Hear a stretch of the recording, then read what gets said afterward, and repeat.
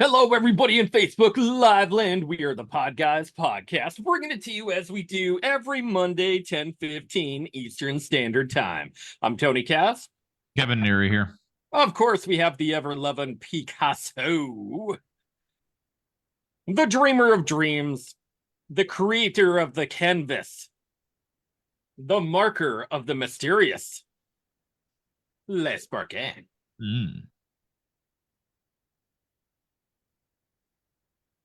And as usual, he does say hi. Of course, he does not have a voice, but he does have a Crayola experience to share with everyone. I was going to say, is he in a DVD store? He is not. And you know what? And this happens with every single guest that we have, right? They're like, holy shit, man. Is that guy in a toy store or is he in like... He's locked in the basement of Blockbuster. He is the inside imagination of everybody's eventual midlife crisis. It's where Sparky lives, deep in people's psyches, where a room full of toys feels enough to coddle the inner demons and joys of course, we can't get them out of the box. No. Never touch the ones in the box. He has optional ones that are outside the box, but they should be always unnamed and unmoved.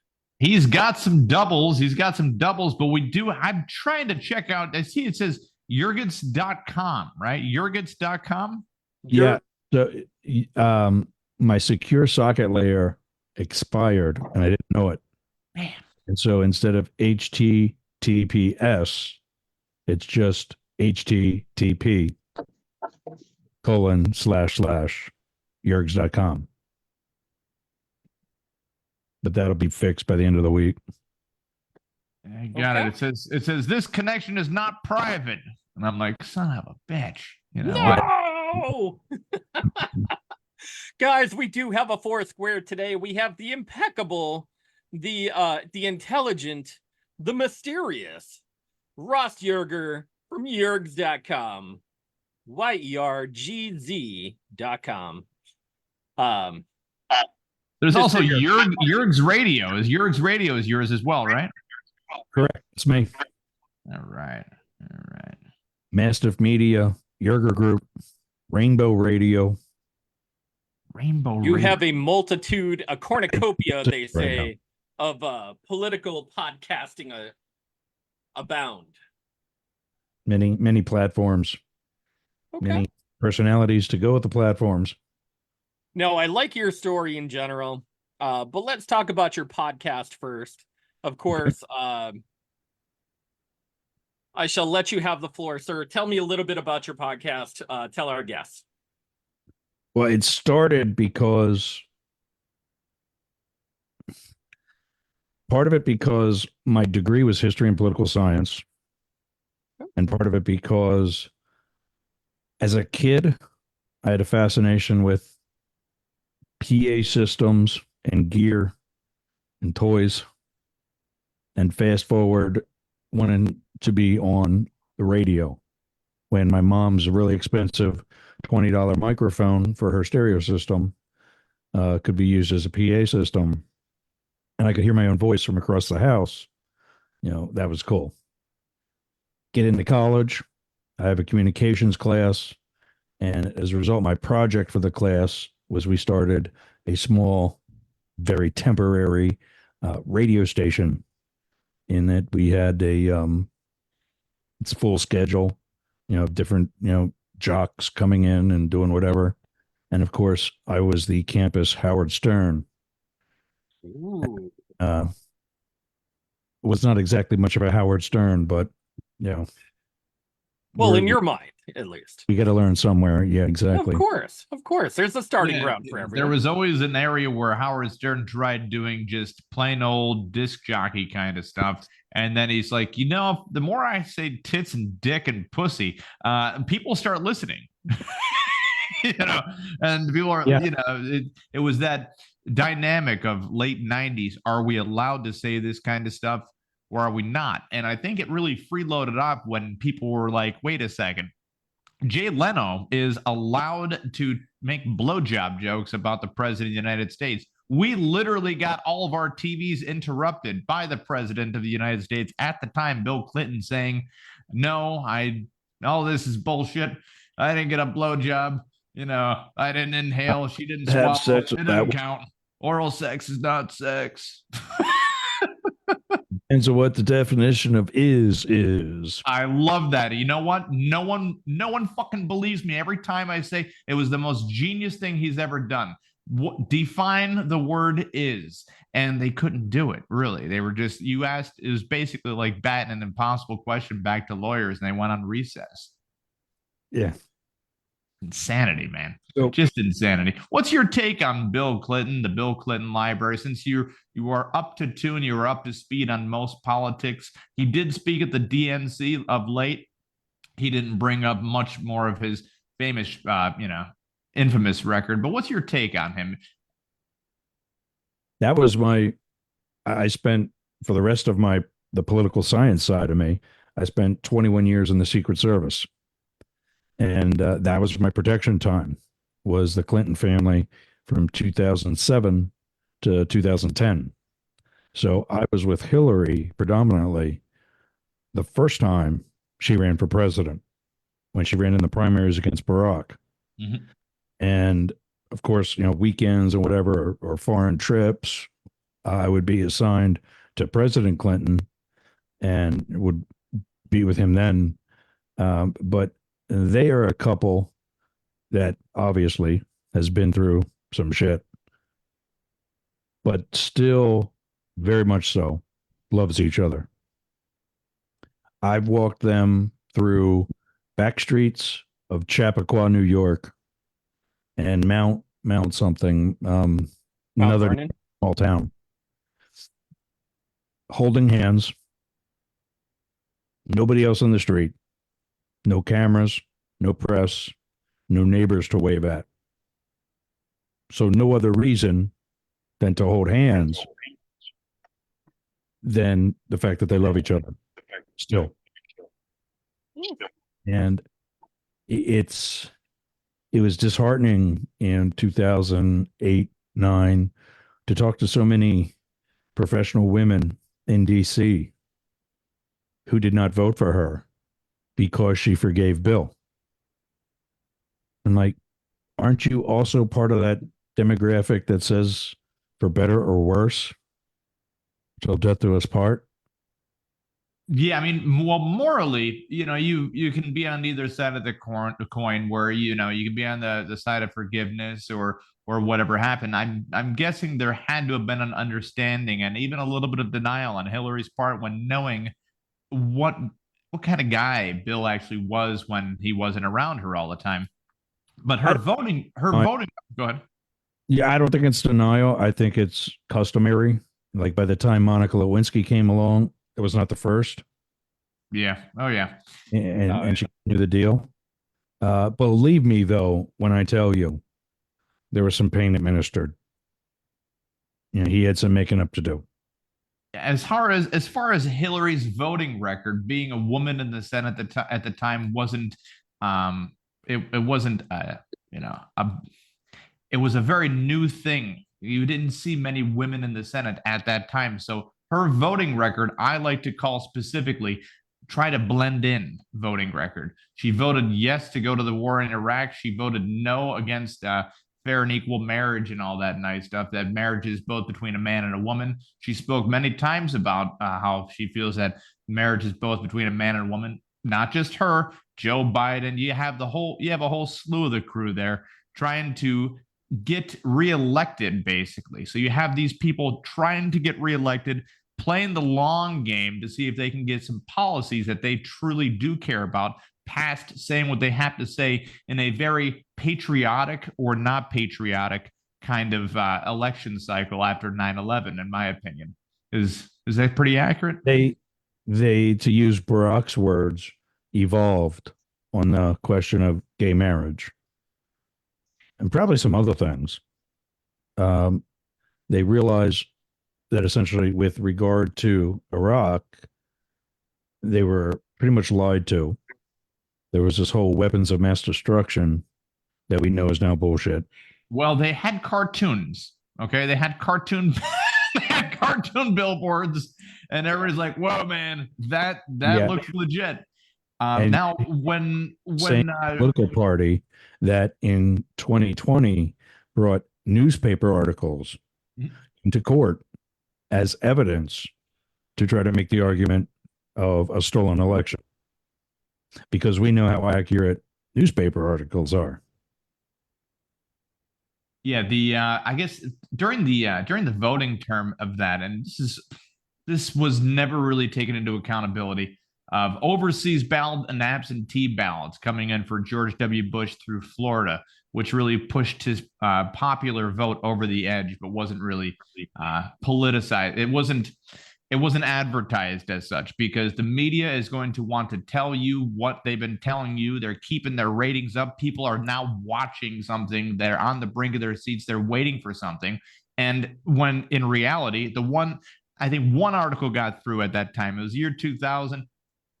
I was probably 15 years old. And I'm like, why are they even worried about this? Because the overseas ballots came in and it was heavy. Eight out of 10 were voting for George W. Bush at that time because he was wanting to boost military. It was military votes, yeah. Now, even for her as Secretary of State, were you also there for that particular time, or was it? Yeah, so we were like a bad calling plan. The Secret Service, when we shared her with the Department of State, the Diplomatic Security Service, we had nights and weekends, and they had 9 to 5, Monday through Friday. And so when we picked her up at the end of the day, they brought her home. We took over there. They came back the next morning and took her to work, worked her the whole day of work at the D Street at the State Department, and then brought her home in the evening. And then we took over and took her to New York on a Friday. And it was weird. We never. Now, is that not necessarily is that the normal routine of a Secret Service agent? But what goes through the process? Real quick.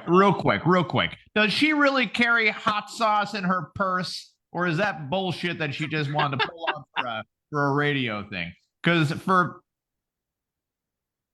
I don't know. I mean, I'm through the flag when I saw that shit. I'm like, all right, no way.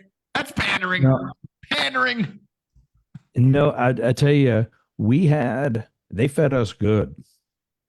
So whenever like the whole staff is over at the house, especially the one in DC, they would get Chinese, they would get Mexican stuff, they would get like El Salvadorian stuff to go, and they would get plenty for us. And there was sauce out the sauce. It was heavy. So they'd get extra sauce. Surprised that you would be surprised if one bottle slipped in her purse. Yeah, like, I gotta do an interview at a Chicago radio station. If you catch my drift, I'm gonna pull this out and say I always travel with hot sauce, and it's not a bad prop. It just doesn't. If you're running against Barack Obama, a person who is he's a black guy, right? You're not gonna out-black him unless you're Bill Clinton, maybe. Maybe if Bill Clinton pulled out his saxophone and started playing some sweet blues or jazz music or whatever, then they're going to be like, wow, Barack, why can't you do that? Can't believe he's not getting shit for this. When Tim Walz told Kamala Harris that he eats white guy tacos. Did you see that? No. Tim Walz said, who eats white guy tacos? No, he said he does. He doesn't do sauce.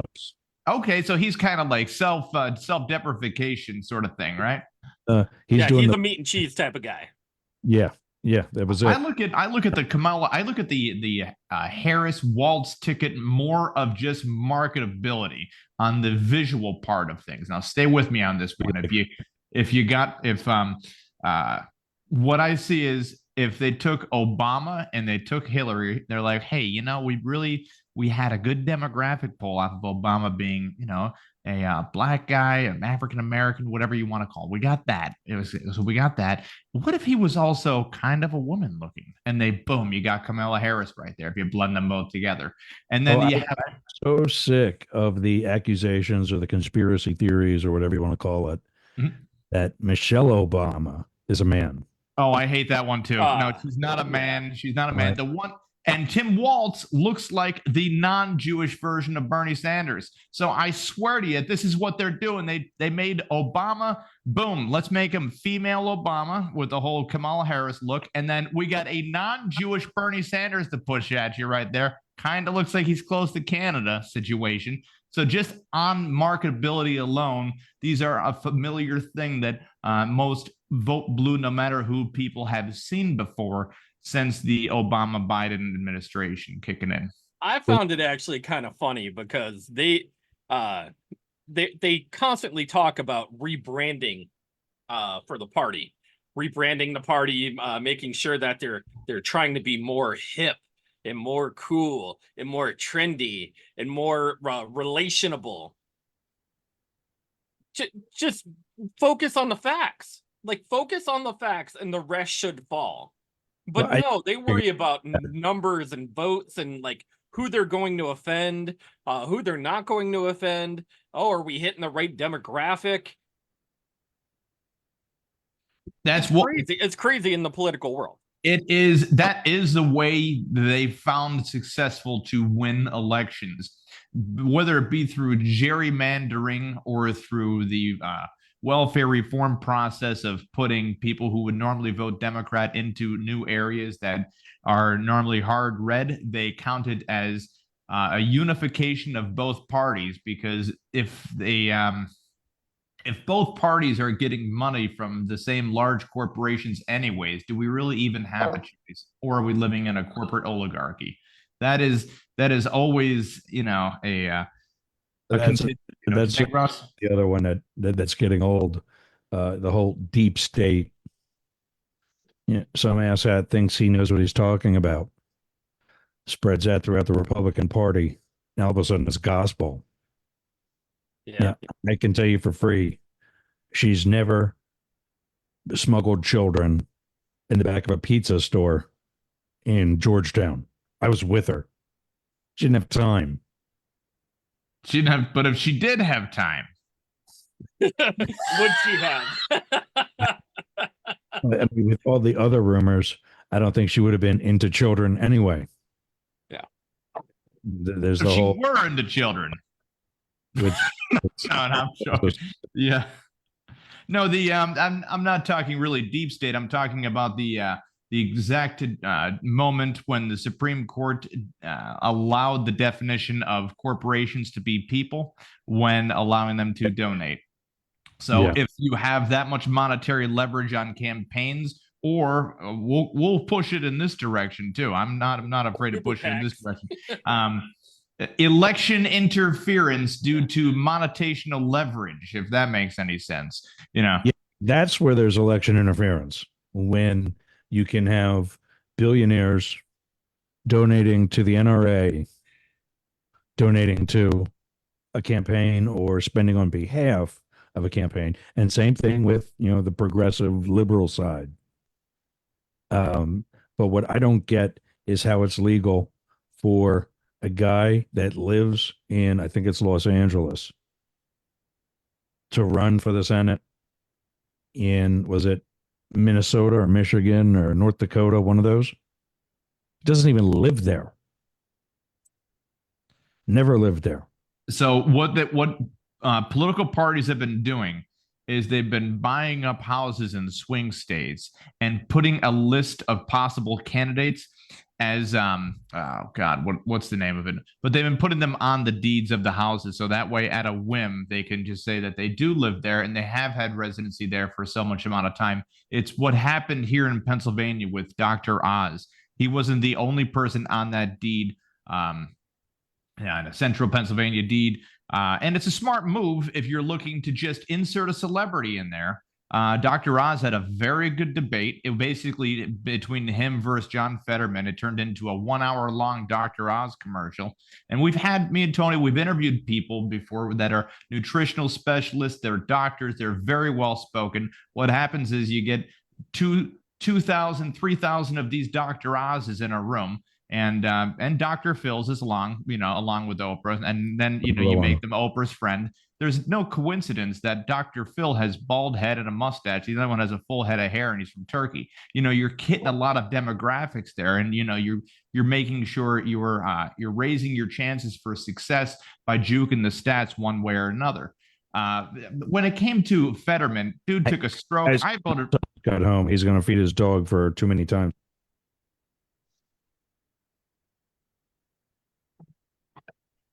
Sorry, the kid just got home from work. He's about to feed his dog. Okay. And she's a puppy, and she already ate, so she don't want to do that. Gotcha. What kind of dog you like? What kind of? I have, as the brand suggests, I used to have two. One passed away a little over a year ago. I have Mastiffs. His dog is a puppy pit bull. That was it. That was like the most seamless graphic pull. It was great. Yeah, so I use something called OBS, Ordinary Broadcast System, or something like that. It's free. It's a bunch of geeks that make it, and they put it out there and say, have at it. And I just the fade back and forth, from the preview to the program, what you're seeing now, that's what's coming up next. So I just hit that button. If I got to cut my camera, you'll see that logo. I've been using it for the past 2 weeks because I've been sick. So I had to mute my mic and had a spit cup here to hack yellow shit into, and didn't want to put that out over TV. Yeah, you got to tough through it a lot. People think that all we do is just talk most of the time, and I've been wearing a catheter since day one. And the bathroom isn't even far away. I could literally just go up and pause, but standing up these days is kind of a pain in the ass too. So I figure, just get used to the cathetering yourself every morning. My wife looks at me and says, "Why do you have to do that?" I'm like, "Stop looking at me!" I don't use any pain medication. Goes right through the. Anyways, Tony, back to you. So I want to throw in the and not to say that I'm picking on the Clintons in general, but wasn't Hillary the one who purchased a home in New York just so that she could run for New York Senate? At least they actually bought it. Okay. That's why I'm like, wait, didn't that happen to her as well? Evidence. In fact, they bought the house next door, and that's where Chelsea lives. You did get on the "how dare you" hill there for a second, like how dare. Wait a second. I'm like, wait, didn't she do the same thing? Yeah. No, I was in Philly. Yeah, I was in Philly when I started, and they came out of office, and we all had to learn how to spell Chappaqua. Like, the hell is that? Yeah. Is that, are we still in the country? Where is that? And it's in New York. And I'm like, okay, so New York, 2 hours outside. Well, not that far, but it's not in. You think New York, you think, oh, she's going to the city. Yeah, no. And who was she running against? She was running against Rich Lazaro or something like that. Yeah. At that time, it was a wash, man. She was automatically going to get the seat. No matter. You figured that, yeah. I mean, I guess Rudy Giuliani wasn't going to run for health reasons for some odd reason, and we've seen what happened to Mr. Rico Law. Got Rico Law'd himself, which a lot of the mafia were suggesting that the only reason he's taking on certain families is because he was working for other mafioso families. Is there any truth to that? Because it felt a little suspicious where you're Rico Law on these people and these other people, misdemeanors, you go right on your way. Since this all started, I was saying he's got to have cases that are going to come into question now. And there's going to be somebody that's in jail. Oh, big time. Might not be soon. Yeah, I mean, he's kind of towards the end of his life. So normally when these things do catch up to people, Dick Cheney, they're towards the end of their life. Maybe their second heart. I'm not really sure. Dick Cheney, Halliburton. Just throwing it out there, got a little tickle in the throat there. I apologize if that sounded anything like Dick Cheney, Halliburton allegations of favoritism, which, by the way, is the only people like to talk about the socialism, capitalism. The only real thing that counts in this world is favoritism. And by the way, this show is brought to you by General Dynamics. General Dynamics, blowing shit up for over 100 years. And also our show is brought to you by Boeing. Boeing, yeah, going up, but not for long. Never coming down. Yeah. For that quick exit, Boeing. I think Raytheon should make like commercials that the pharmaceutical companies have out there for feel good kind of stuff. Like, you ever feel like you should just bomb everyone one day? Yeah. That's great for the scene from Analyze This. Mm-hmm.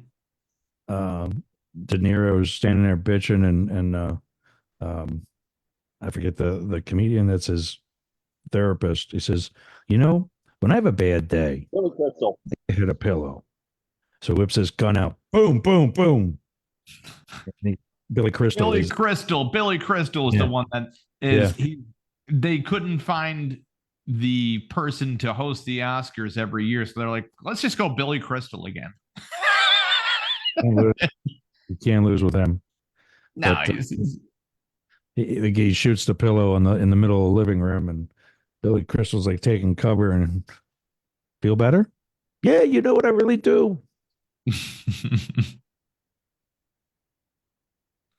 I think the commercial should go like this. It should be, hello and welcome to Raytheon, home of the Javelin missile.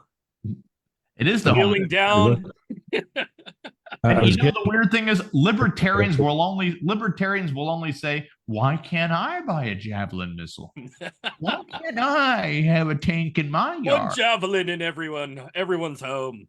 Why can't we all just, and these are all questions, by the way, that have been But Kevin, answered. don't you have cake? Why can't you have a Javelin fucking missile? Because you'll blow your neighbor up, you jerk off. Why can't you have a tank? We've tried that. People have had tanks. They go through neighborhoods. They go on high-speed chases. That's the reason. Oh, well, we're not all like that. No, we're not all like that. But one person having some fucked up tank will affect the lives of the well-being and peaceful throughout the world. And I'm not saying that mental health is not an issue, but mental health is an issue. Yeah. Libertarians do have a lot of good points. Unfortunately, all of their good points are always done on a hyphenation of the end tone of their voice. It sounds a little whiny, always like a blend of Tucker Carlson and Ron Paul. And why do we even have schools? Why can't we pay everybody to be a teacher?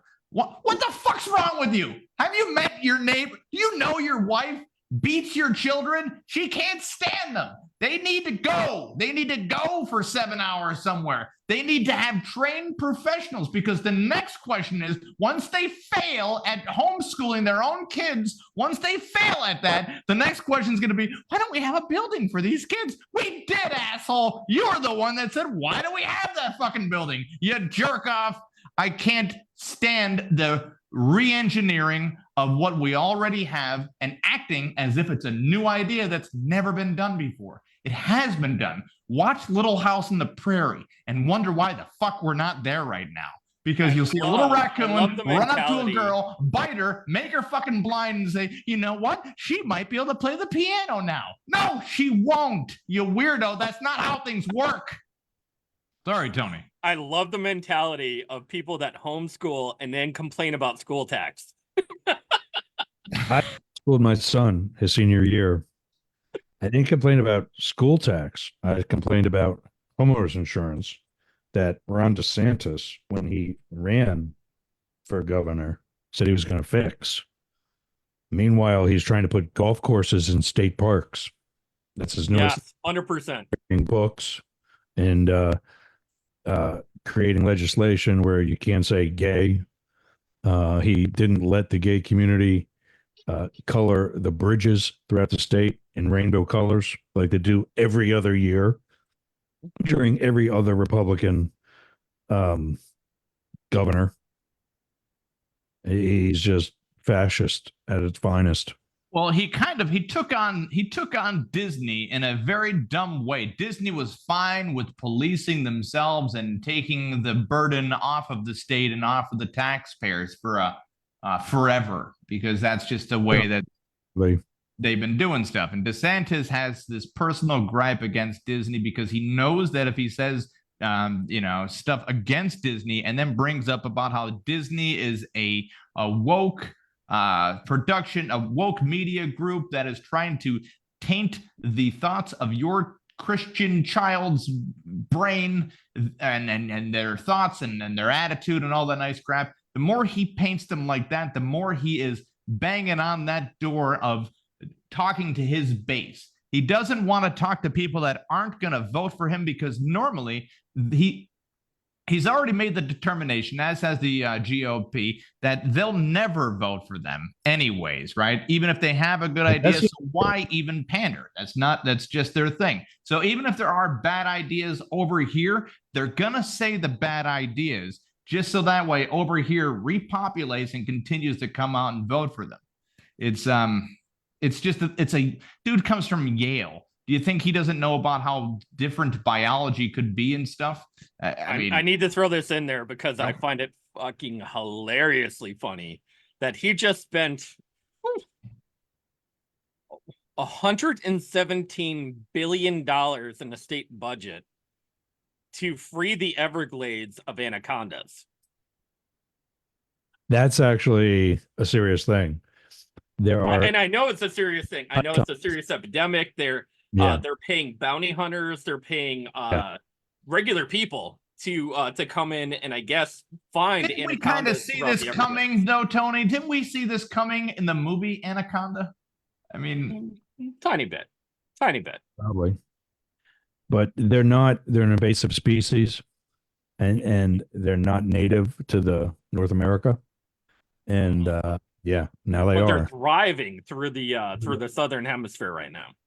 Yeah, and because of the heat index, I guess it's much north now. It's going to like even central and northern Florida as well, as if I'm correct.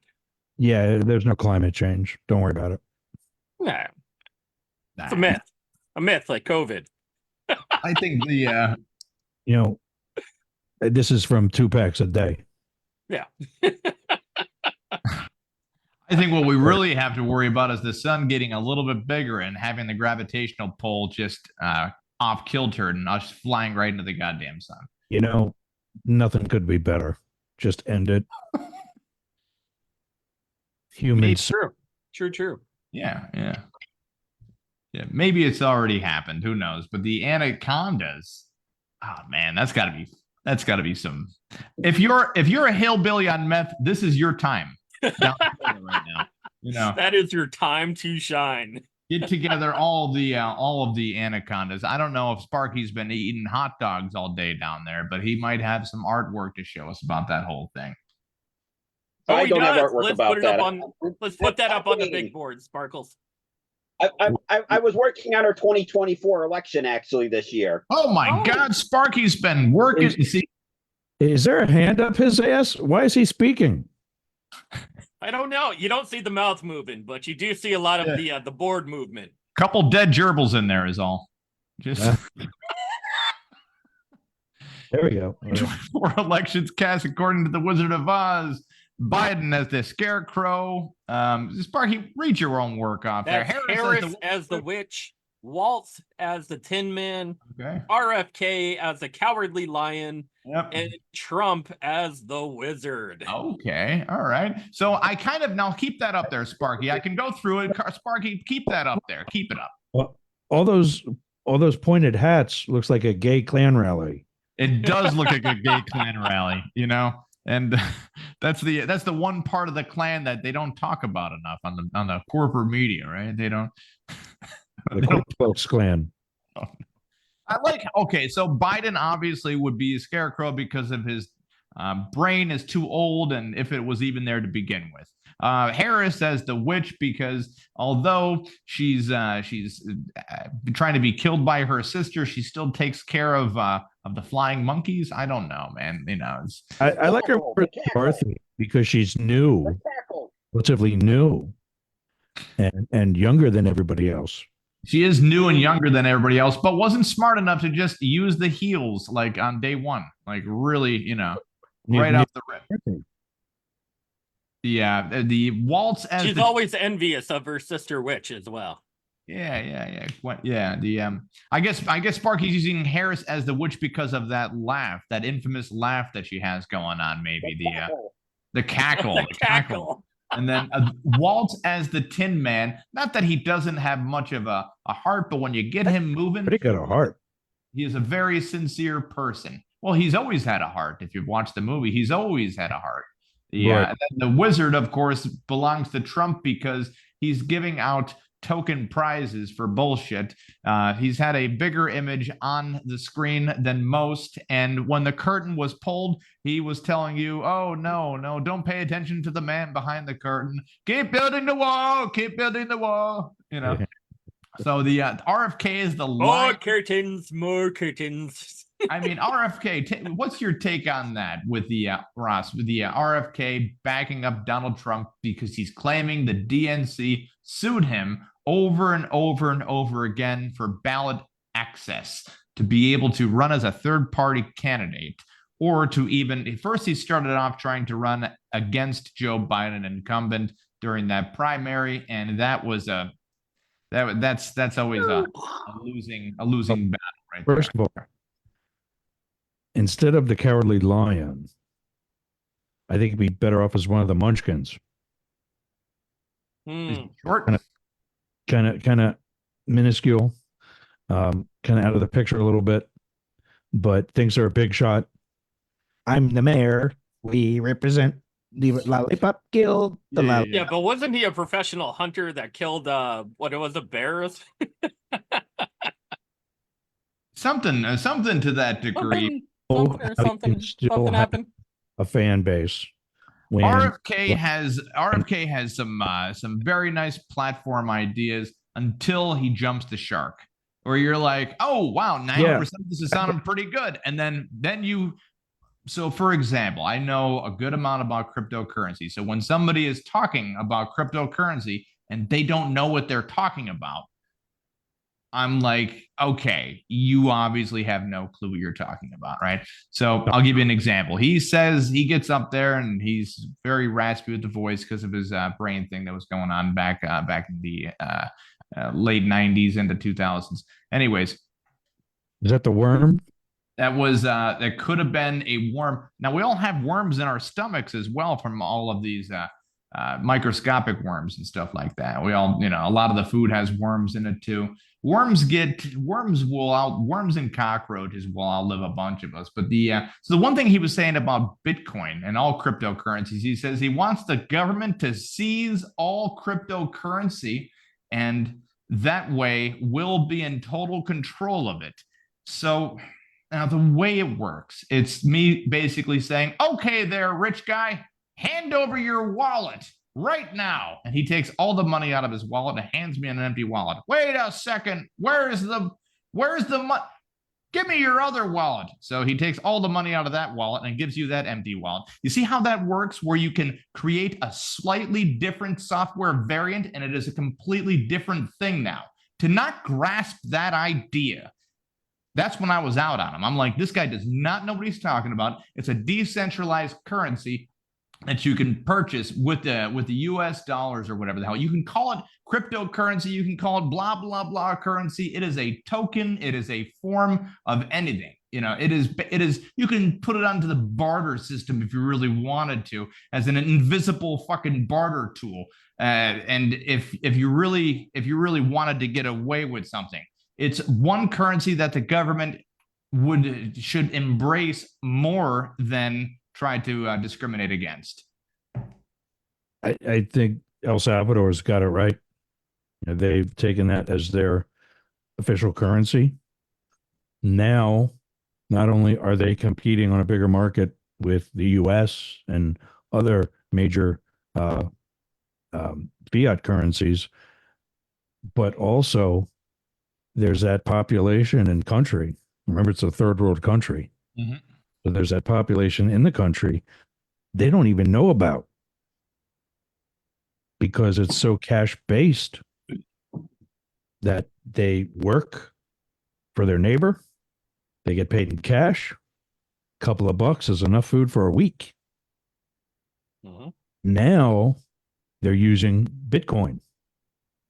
So now that employee that nobody knew about has to go buy a phone. So they can get some app on the phone to be paid in Bitcoin. Now El Salvador is like, who the hell is Tony Kaz? He lives here? Let's tax that bitch. Mhm. Yeah, so it's through the ledger you can track where money has gone. This prevents money laundering in every which way possible.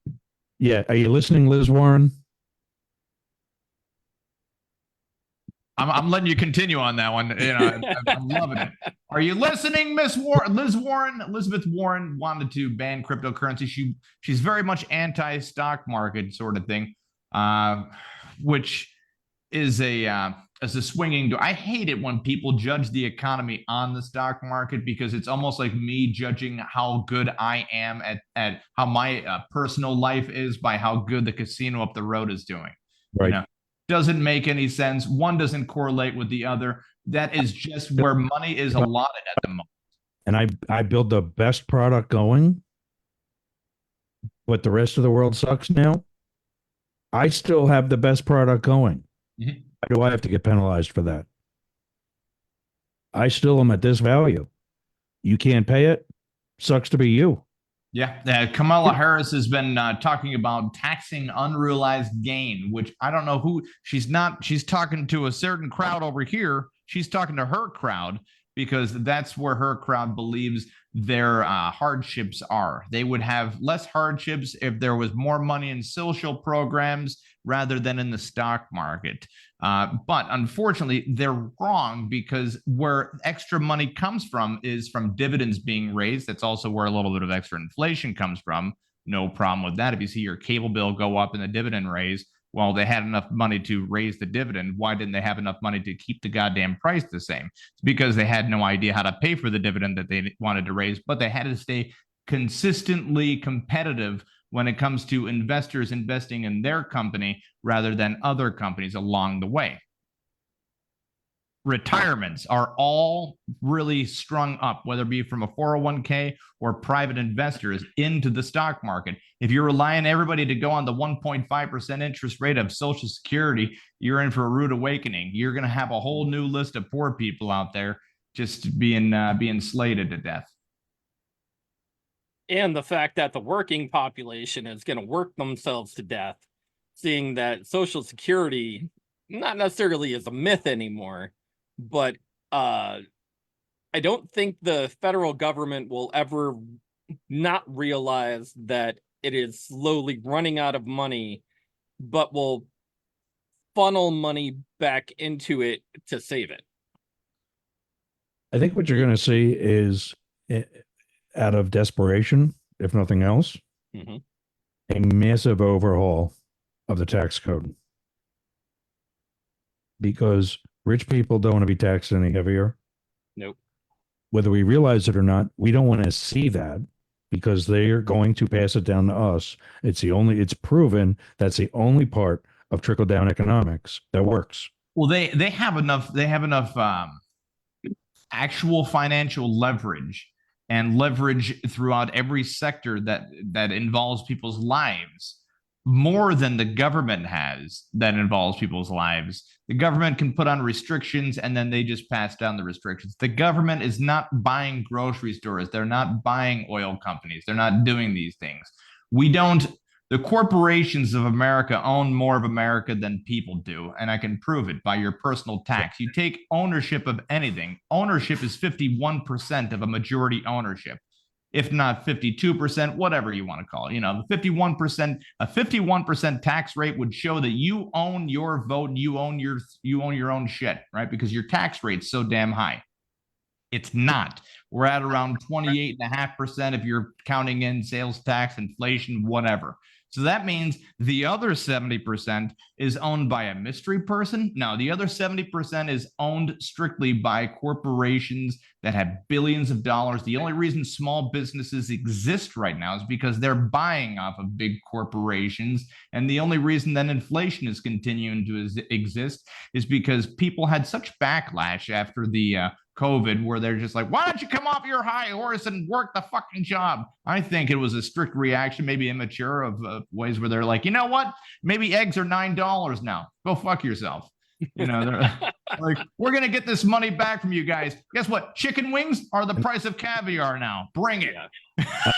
And you're like, whoa. Or some shit. I forget how much it was. $12 a pound.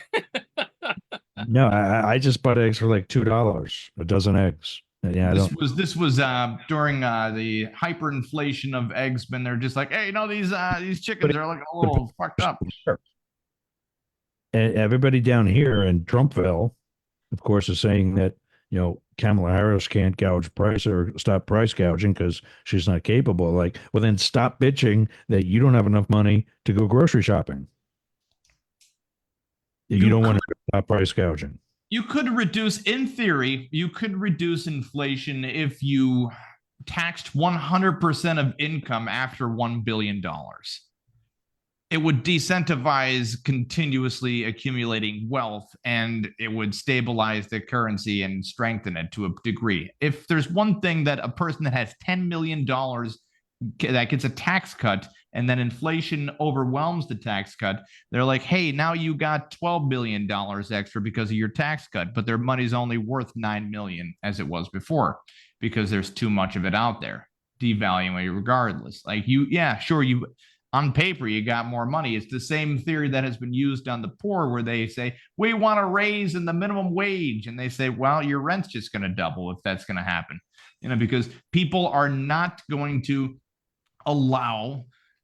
It's a competitive world. People are more bad than good when it comes to money. It's I've been on a Lord of the Rings kick, and I'm like, oh, the ring is more representative of greed and everything terrible in people's lives. But the wife we've been binge watching, and I tell you what, those movies, I only found maybe 1/7 where they have a talking dragon for some odd reason in The Hobbit. I could have done without the talking dragon. You don't need to have a talking dragon in that goddamn the whole series.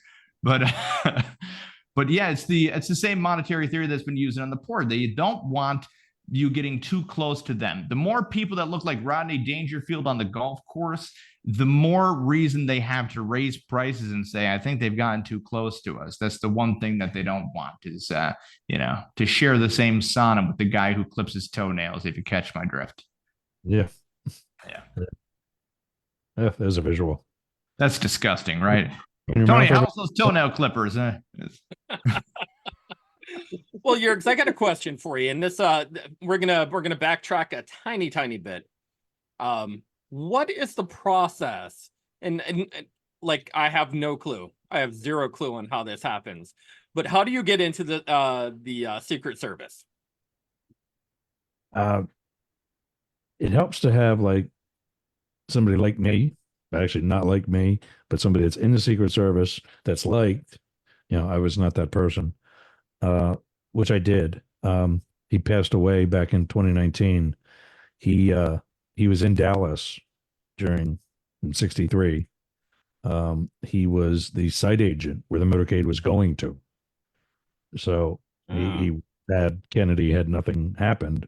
Actually, he was assigned to Johnson, but obviously Dealey Plaza came along and got a little traffic and had to go to the hospital. He was a big help. College degree, other life experience. If you don't have the college degree, but you pretty much need the college degree.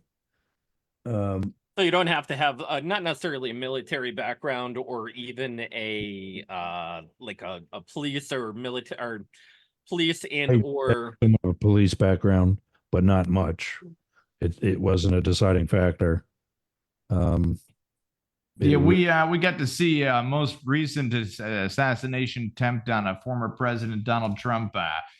Secret Service. That's where I was leading into. Yeah, the Kimberly Chettle. Did you Cheetle? Were you able to watch those interviews that she's had on C-SPAN? I avoided it intentionally because I'm out. I don't miss it. I have a ponytail now. I wear. I actually, that was on a Saturday when that happened, and I was on my local news affiliate here in Tampa Monday on the evening news. I was in a tight long sleeve T-shirt with Sea-Doo across my chest, and hair slicked back in a ponytail, man bun actually, and was not the impression of a Secret Service agent they were expecting. I kind of do the Gary Vaynerchuk approach. You want to see me in a suit? Photoshop it. This is not, you don't need to see me in a suit with a boy band haircut like, Kevin's got there. And hey, all right. I'll take that as a compliment. That's what I was going for. And the sunglasses and the earpiece understand my knowledge of having been in the Secret Service. This is who I am now, and I don't miss it. Kimberly Cheetle was, as I understand, not the best director. I have a friend who just retired last month, who had been home, working from home for the past year, making six figures. Wow. Working from home, having another job,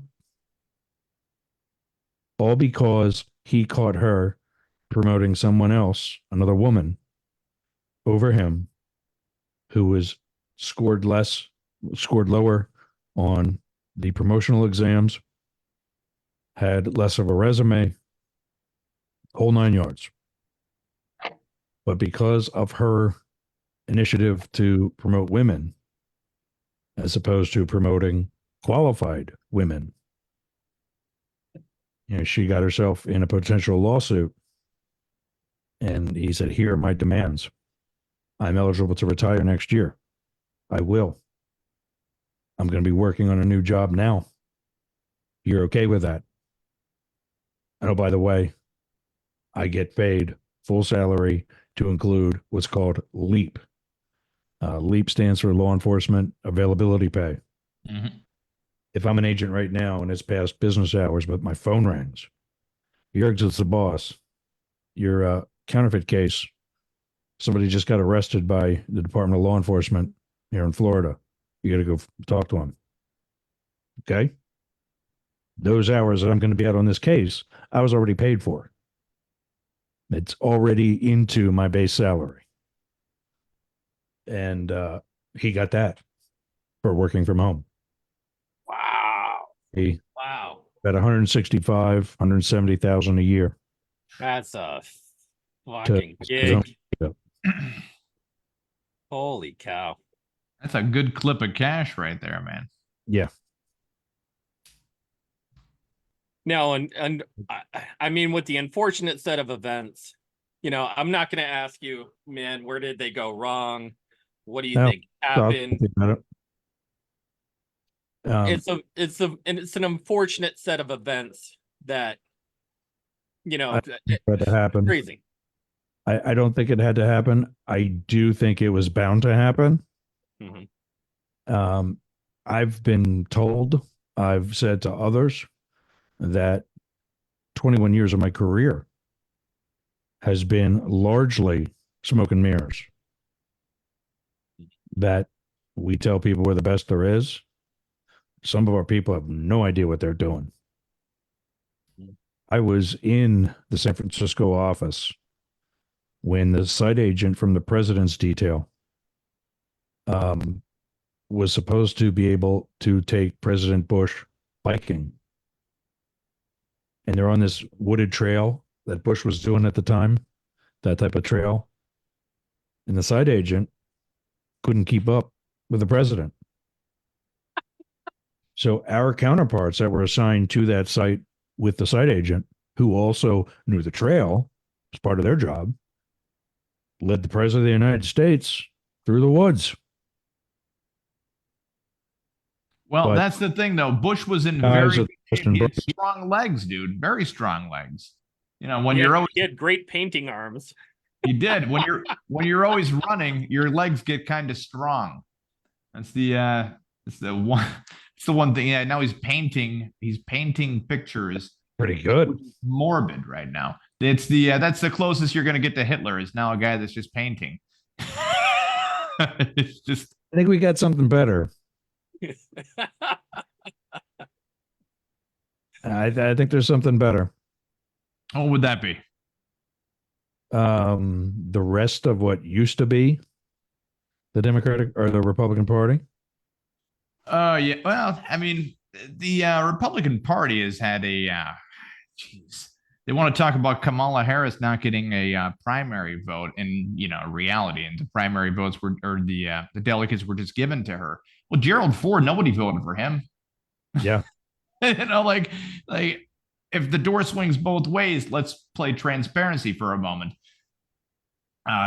Richard Nixon just bowed out. He's like, I guess I did something illegal. I wasn't supposed to do it. No big deal, I guess, And Lyndon Johnson didn't seek a second term. So there's been a lot of instability throughout the government. Jimmy Carter got in there. He was only good for one term. Ronald Reagan ran as an independent, kind of spoiling any chance that Gerald Ford had against Jimmy Carter. And then here comes Reagan again, like, hey, now I guess I'm the guy. Picks Mr. Second Place, George H.W. Bush, ready to roll on that idea. 2 terms later, why put up Mondale? Why not? Because who the fuck cares, right? It's symbolic. It's a vice president. Give him Jean Ferrario, or whatever her name was. See how forgettable she was? Very forgettable as a vice president. They didn't push her out. You can't have something so historically impactful and then hide her throughout the whole entire campaign. That was stupid. If you're going to embrace the idea, shove it in everybody's faces. Yeah. Tell everybody about the Iran-Contra scandal, in great detail, because, it sounds like when you go through it, you're like, that couldn't have happened. No, it did. Yeah. Holy shit, it did. And when he came to testify, he still wore the uniform from the job he was fired from. Yeah, I know. Yeah, get a tailor for the love of God. Right? Wait, talk about that. Yeah. I'm fired from a lot of jobs. I never wore the uniform from Wendy's. Yeah. So when you say like the old Republican Party, I'm trying to pick out somebody, that, like, sure, you have your losing candidates like a John McCain, decorated war veteran. Then you have a Mitt Romney, decorated Mormon. They give him a glass of milk. He says no. He's like, no, I'm good. I'm off the milk.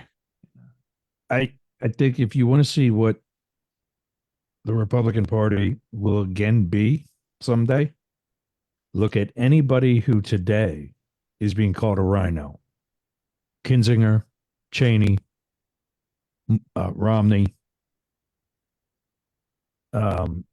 Because everybody else is either MAGA or puppet. Lindsey Graham. Beaker.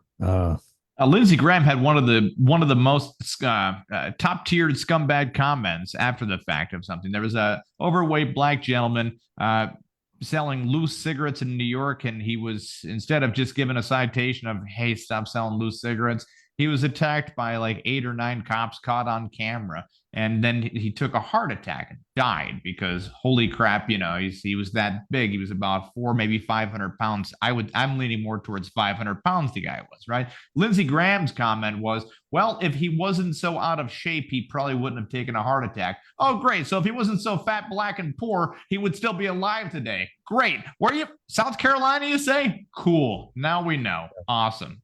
It just... Yeah, which floors me, because he's gay. He is. He's got something's a little off there. Something's a little powder wig like, that had sex with him. Who? What now? I know the male prostitute that had Oh, sex. okay. I thought you said okay. I'm like, wait, what?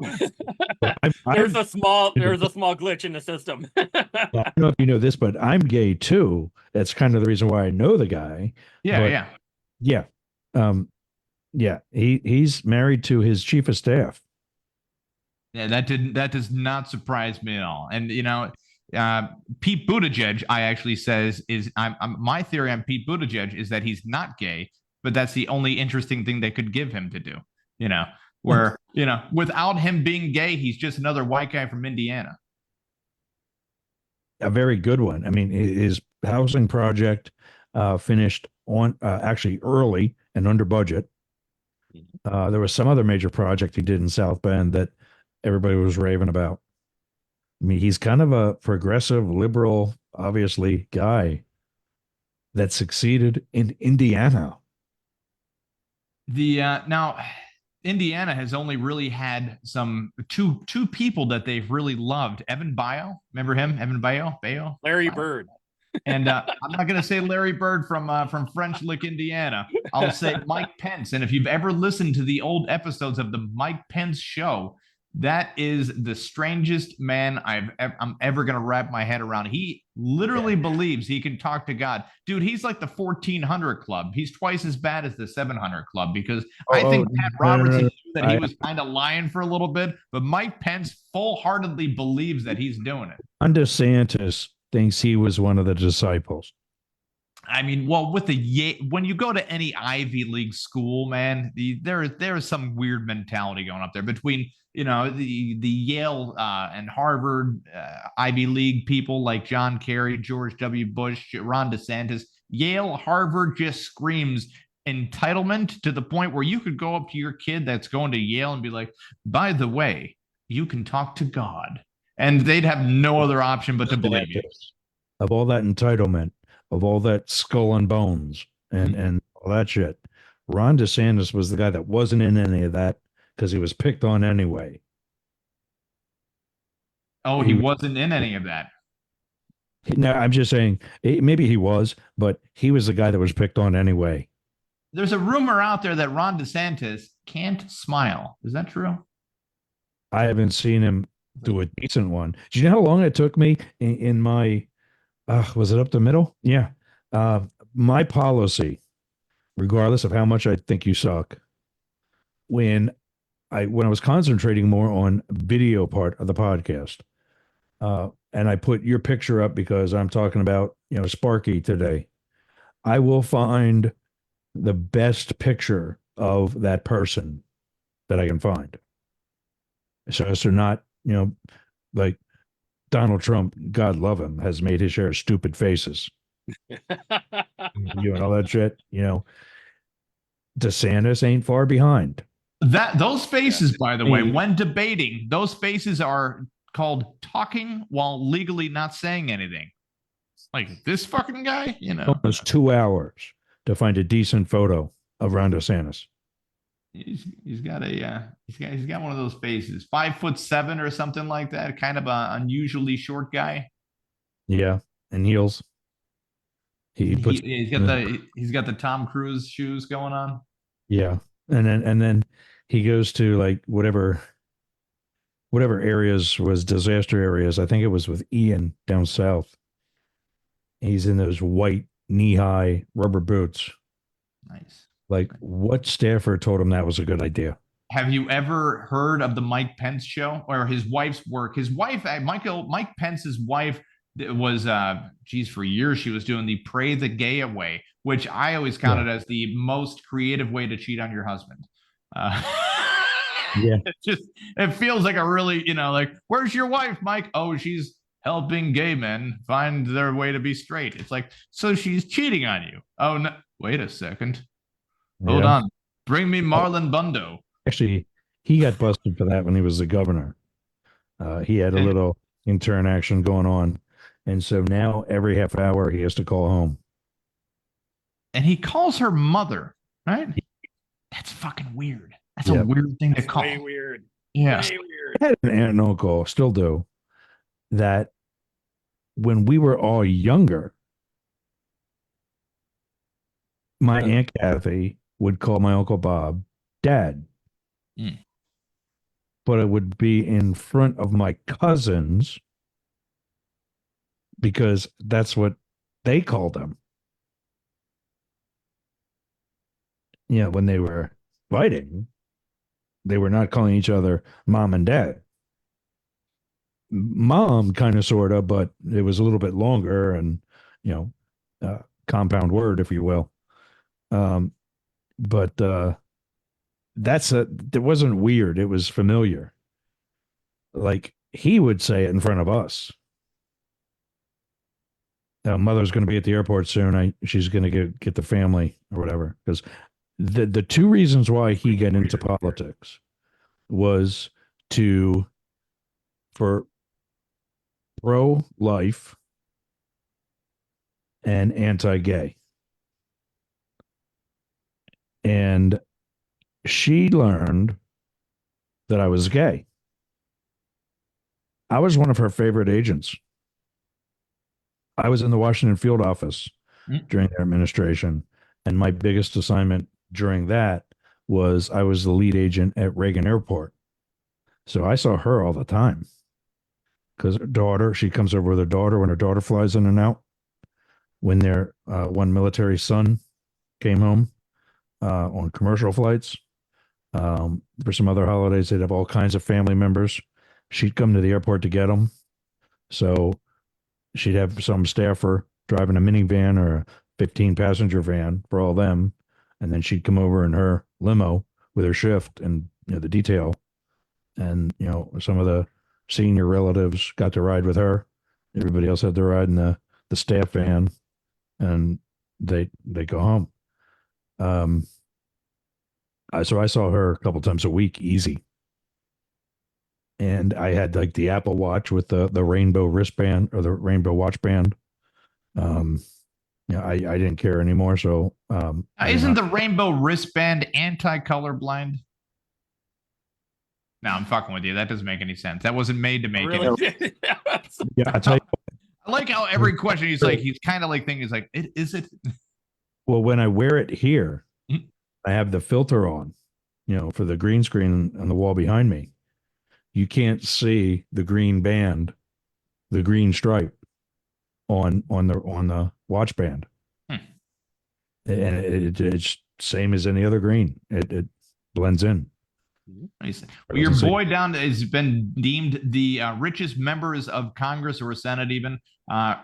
Rick Scott, kind of a scumbag, throwing it out there. I've seen, and the only reason I'm saying that, for anybody who is a Rick Scott fan, please rewatch everything he's ever done on C-SPAN. There's been some people trying to get back their right to vote on misdemeanors, and they all look the same way, and he's denied every single one of them. And spoiler alert, they're all black, and he said no to every single one of them. But bring up some kind of Nazi-looking skinhead, I think that for some odd reason, I think that you've learned your lesson. Kind of weird, kind of biased. What's your take on richest member of Congress right now? They got him clocked in 2 spots ahead Nancy Pelosi. He's 2 spots ahead of Nancy Pelosi. He's made $327 million. And Nancy Pelosi's at $248 million, representing the poor people of California who she claims to be taking care of right now. I don't know how you're taking care of them besides making homelessness not so illegal to the point where you're not throwing them in overcrowded prisons, but just throwing it out there. When she first came to the speakership, I was in the San Francisco field office, which is where she's from, in like the rich section, not whatever. I and some other agents that lived close to the field office that were kind of tactfully sound and could be a makeshift shift right away. We were a standby shift. If something ever happened, like a major catastrophe where we have to secure the next in line, we would have responded to the field office, got trucks, met with the U.S. Marshals, and assumed security over her detail. So yeah, she had a nice place. We had to do a survey like we do every other site. So that way, when that day came, we were already ready to go. Yeah, I've made a lot of money alongside with Nancy Pelosi by just copying her public stock trades from Paul Pelosi's track of options trading. There's a lot of money to be made if you're paying attention to that area. Paul Pelosi, unfortunately, a little bit. When I was planning on leaving the service, I started trading crypto and Forex, and I kicked some ass. And then I got triggered with some PTSD issues and knew better than to be trading when I was pissed at the world.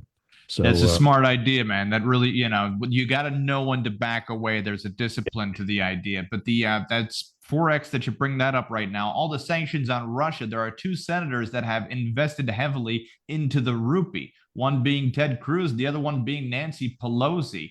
So are they devaluing the currency? And then when they do lift the sanctions, do you feel like they're probably going to just convert their money back over to a U.S. currency anyways? Because that feels like a conflict of interest, if not just. Let me help you with that. Yeah. That is a conflict of interest. It is. Okay. All right. Great. Yes. Because I thought that's what it felt like. But, I don't know. And that's the bottom line because Yerg said so. But she's been for supporting Ukraine, but when you're investing in the Russian currency, and then you're mother effing Ukraine and supporting Ukraine because you need to spend that money here at home,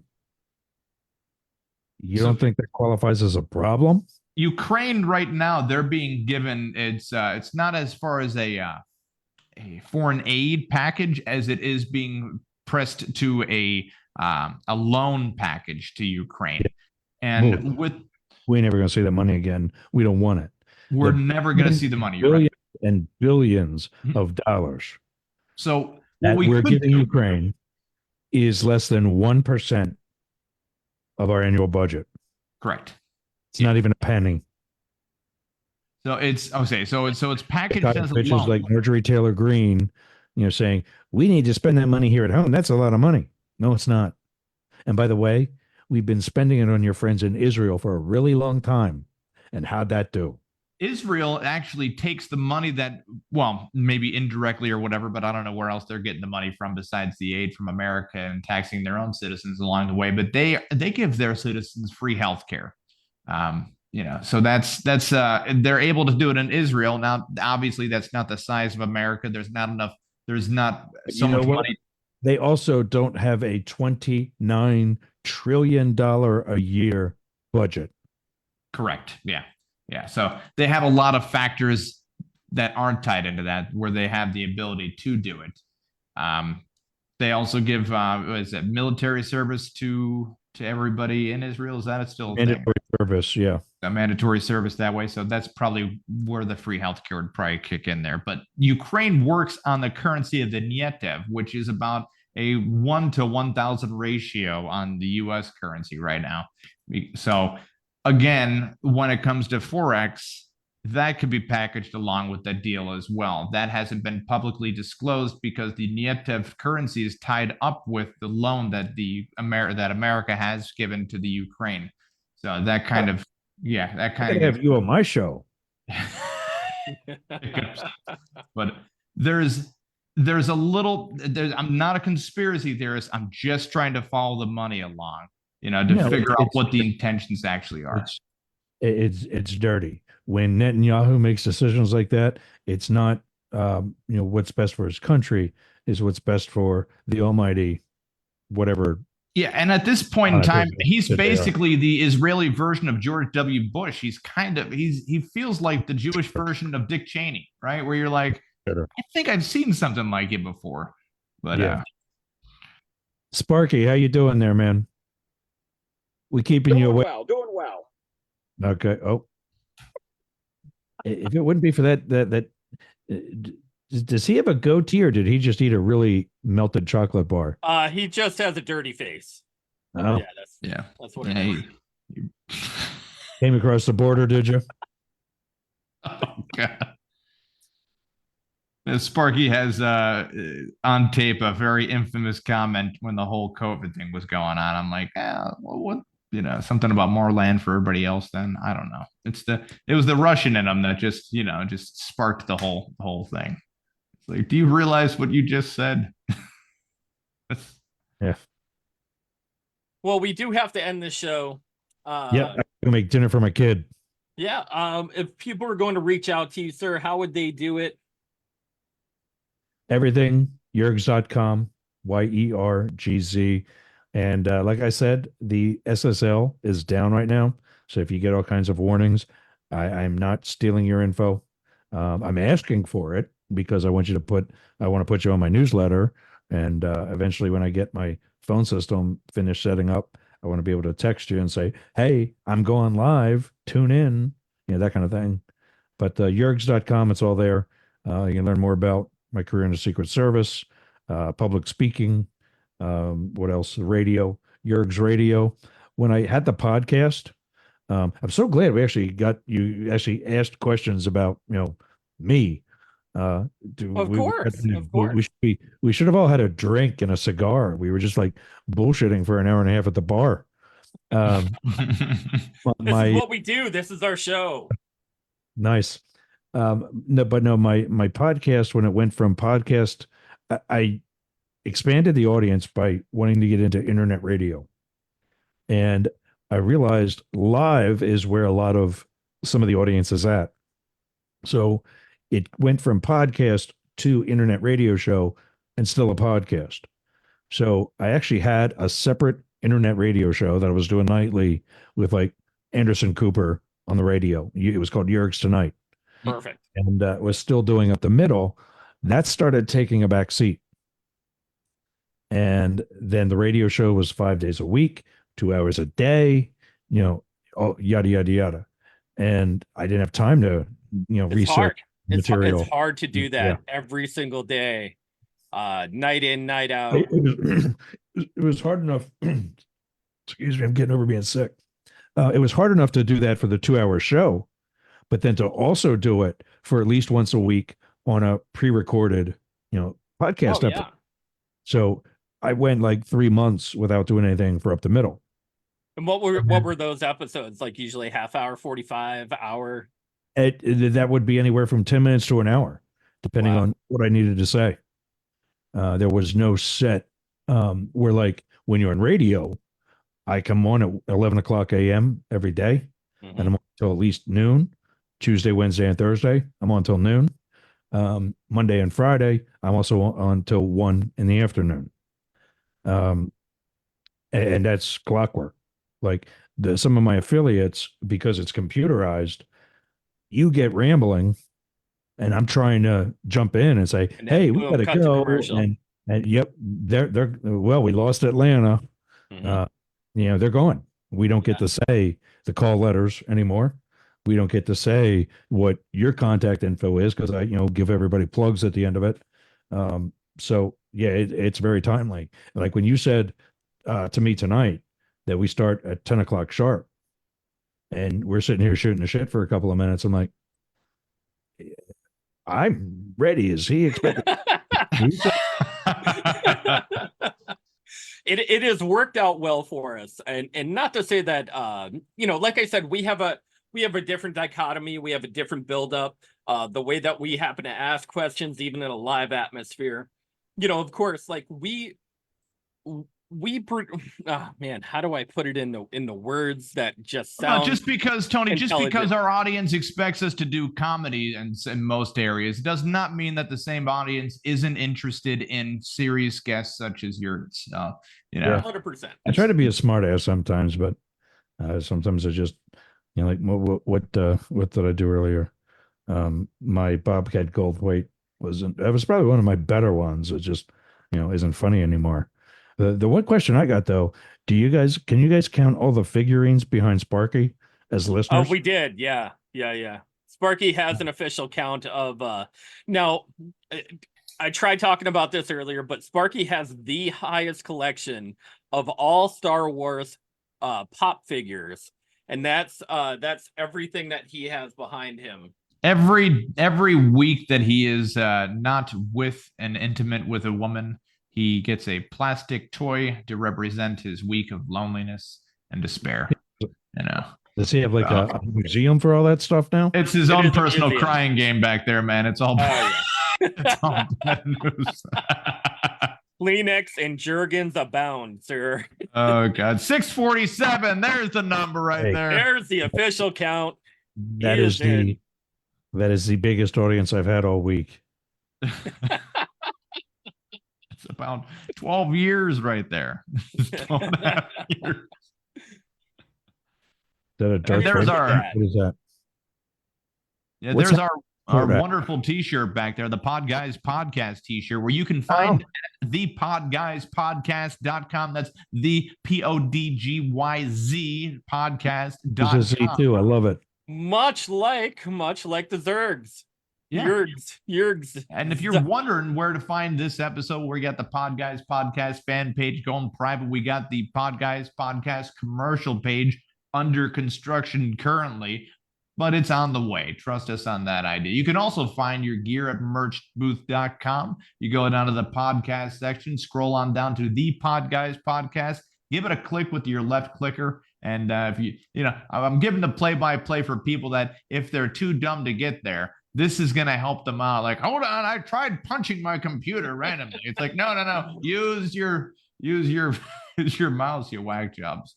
But no, we're still pumping out the merchandise. Some people are buying it for their friends because they feel like it's going to solve and give them a miracle in their lives. And the only reason they feel that way is because we told them that it would create a miracle in their lives. The miracle of being clothed. Hey. We didn't tell them that last part. We did tell them the miracle part, though, which if they want to sue us, they can directly call to our secretary. Her name is Go Fuck Yourself. And she did just get married to a nice man called Get Screwed. And they had a beautiful little baby boy called Go to Fuck Yourself. No, go to hell. I'm sorry. Messed that up. Did not stick the landing. It's all right. Well, Ross, thank you very much for being on the show. We appreciate your time and effort. Yep, a pleasure. And make sure you visit yergs.com. Of course, we are the Podguyz Podcast. I am Tony Kaz. Kevin Neary. Of course, the ever-loving Picasso. Sparky. There he goes. He He doesn't need my introductions. Guys, we'll catch you every Monday, 10:15 Eastern Standard Time. Same bat time, same bat channel. Find us on Facebook. Find us on all your streaming platforms and or apps. Yeah. You're there. Guys, have a great night. We'll talk to you soon. Thanks, everybody.